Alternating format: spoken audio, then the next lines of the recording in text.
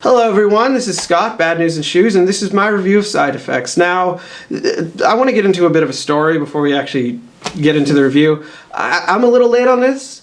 The reason being, I did want to see it on Friday, but unfortunately there was a blizzard. So I didn't get out to see it until today, and today is Monday. But before we actually get into the review, this is one of those films where I could either just go into explaining the plot like entirely, which would take a long time. This movie goes in a million different directions, or I could just explain, why I think it's good and how I feel about it. And for this movie, if there's a movie that comes out and has a simpler plot that I can summarize in a shorter amount of time, I will. But for this movie, I'm just gonna go into how I feel. I think it's quite good. I really do think it's quite good. I don't know I haven't seen any of the trailers, unfortunately, or fortunately. I like not seeing trailers.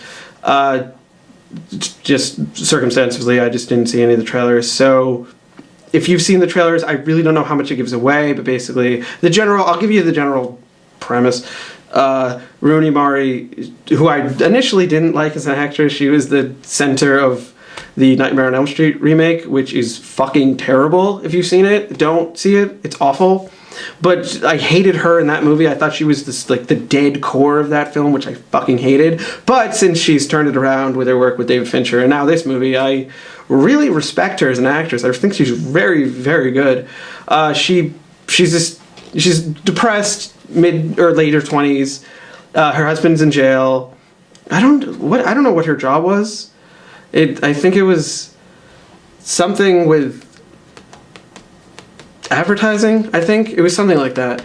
But her husband is in jail for insider trading. Her husband, played by Channing Tatum. I don't hate Channing Tatum. I know a lot of people do. I don't know why. I don't. That's the thing, is I don't really see Channing Tatum movies. I've only seen the movies that he's done with Soderbergh. Oh, I did see G.I. Joe, though. G.I. Joe is a bit of a guilty pleasure. But I really don't see a lot of Channing Tatum movies. So I don't really have an opinion. What I've seen him in, I think he's good. And I think those movies have been good. So my opinion of him is positive, but at the same time, my opinion is it's not... I haven't seen the whole Channing Tatum body of work to really make an assessment. But what I've seen of his, I like. But he's in jail for insider trading, and he's going to get out soon. And, he gets out of prison, and Rooney Mara, basically, her character kind of falls apart, and she starts seeing a psychiatrist, played by Jude Law, who I really like.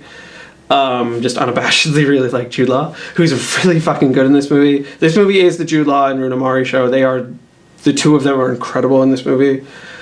If you like those two, just fucking see it. If you just want to see those two in scenes where they're really intense with each other, and see that movie. But Channing Tatum gets out of jail. Rooney Mara, her life kind of starts spiraling. She starts to see the psychiatrist, and she gets prescribed to a drug which makes her sleepwalk. And when she's sleepwalking, she's having a sleepwalking spell, she does a bad thing. And if you don't mind a spoiler, turn the video off now. But if you do mind the spoiler, turn the video off now. But if you don't mind, people have said that they kind of can glean that this is going to happen from the trailer, so I'm just going to say it, I guess, whatever. It is essentially the big event of the film, and everything. The movie splinters in a million fucking ways when after this event happens, and the first scene kind of sets up that it's going to happen, so you kind of see it coming anyways in the movie. But she kills her husband.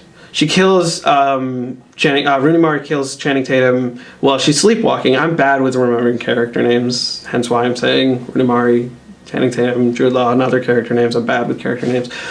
And then, as I said, the movie goes in a million different directions. It goes every fucking where. It brings up an old psychiatrist that Rooney Mara was seeing, people from their past, and just everything. Everybody's lot. All the characters go through shit. Everybody's lives kind of fall apart. And it's really good, and it goes in really weird places that I didn't expect. and a lot of people have, a lot of the reviews that I've seen have said that it's, and again, I actually don't like spoiling movies or reading reviews beforehand, but because I didn't have power at my house and because I really had nothing but my phone as a lifeline and entertainment and just anything, and I couldn't get to working on my Dawn of the Dead review, which I will do soon. Actually tomorrow, if you want to see. We got the script right here. 4 pages, which is 2 less than the Dread review, so hopefully it'll be shorter. But yeah, I just had to watch something, and so I was just watching reviews on this movie, reading reviews on this movie, because I really wanted to see it. And thankfully, most of the reviews I saw were not spoiler filled. And when I sensed that there was a spoiler coming, I just turned the review off. So there's actually a lot of reviews of this movie that I've half watched. But who cares about that? Let's talk about how I feel about it. But who cares about that? I've set it up. Let's talk about how I feel about it. Again, I thought it was quite good. I thought the acting is incredible. Really, again, Rooney Mara is just, she's really fucking good. Jude Law is really good. People apparently don't like Jude Law, but I think he's really good. It has a if this really is Steven Soderbergh's last film, it's kind of odd. The direction of the film, it's very minimalistic. It plays off the actors. It lets them dictate the feeling and the pace of the scenes and how things will play out. At the same time, the cinematography is great. I stayed for the credits. I tried to see who the cinematographer was. I didn't catch it. I haven't looked up anything on the movie yet, so I haven't catched it. But the cinematography, I think, is great. I thought the music was really good too. A very good score all around. Just the tone, everything, really well executed film. There is something we could talk about, seeing that this film is about psychiatry and medicine and medications, and there's a lot of political ideas and kind of statements in there that people are seemingly gleaming in this film. And I personally, it's not that I didn't see it. I did. I just think that I don't think the movie is like some indignation of these things. I don't think it's bashing psychology or psychiatry. I don't think it's bashing medication. I just think it's presenting a story with these elements. And I think that's what Soderbergh and Burns, what they did with Contagion, is they presented a story about, a pandemic that wipes out a huge, swath of the population, but it wasn't politicizing the issue. It was just kind of there. There was, of course, the subplot with the Chinese government in Contagion, which kind of honestly just was completely out of place. I don't understand why that was in that film. That really shouldn't have been there.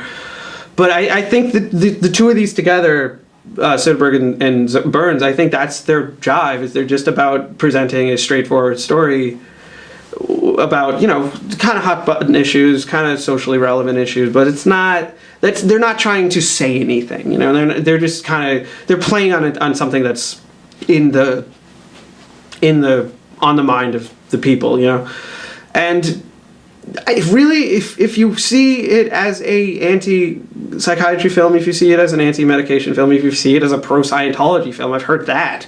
If you see it as one of those movies, fine, you see it as that. But I don't think that's the artist's intention. And I hope most people don't see that. I think most people will see that it's just good storytelling, and it's just a story about these people and the fucked up, crazy things that they did to each other. And really, I personally, I highly recommend it. If it's Soderbergh's last movie, just fucking see it for that. But just on the fact that it is a very good film, and I think it is worth seeing, you should definitely go out and see it. It's very strange. It goes everywhere, and it is pretty boring at the beginning. Before she starts bringing the knife to Tatum, it's boring. It's slow, and the whole movie has that kind of slow, lethargic pace. And it's a very mature film, very adult film. It's for an adult audience. I don't mean that in the sense of it's adult. I mean that in the sense of a mature mindset. You have to go into it with a mature mindset and an attention span, which is another thing I liked about the movie. I had a little weird editing here and there, kind of cut off scenes a little early, I thought, but that's a stylistic choice that, yeah. There's usually, I think Soderbergh Soderbergh also does his own cinematography, so okay. Cinematography, yes. I think Soderbergh does his own editing. I'm not sure, but I know he does his own cinematography, so that's probably how he has left his stamp on the movie. Is, the cinematography is really strong, is really, really solid, really smooth, really good, really beautiful, and the direction itself is very minimalistic. The scene, the blocking of the scenes and how things play out it's very simple, but the cinematography is very well executed.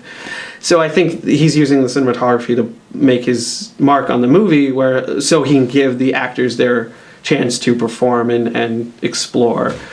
But, editing, if he does the editing, then hey, all around, this is a Steven Soderbergh film, and it's less about the actors than I think, but hey, it's a really good movie. And I'm kind of rambling now, but I definitely recommend it if you're a fan of Steven Soderbergh, if you follow screenwriters like I do and you've been following Scott Z. Burns and see it, or if you just want to see a good adult, mature film with a lot of betrayals and a lot of people stabbing each other in the back and a lot of white people problems. But hey, there's a murder in it.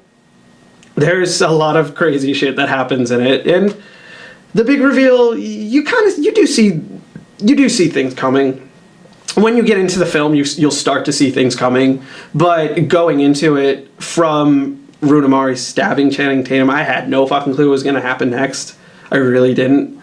But as the film progresses, you kind of, so you kind of get what's going to happen. So again, that doesn't hurt the film at all. A level of predictability is not a bad thing in a movie.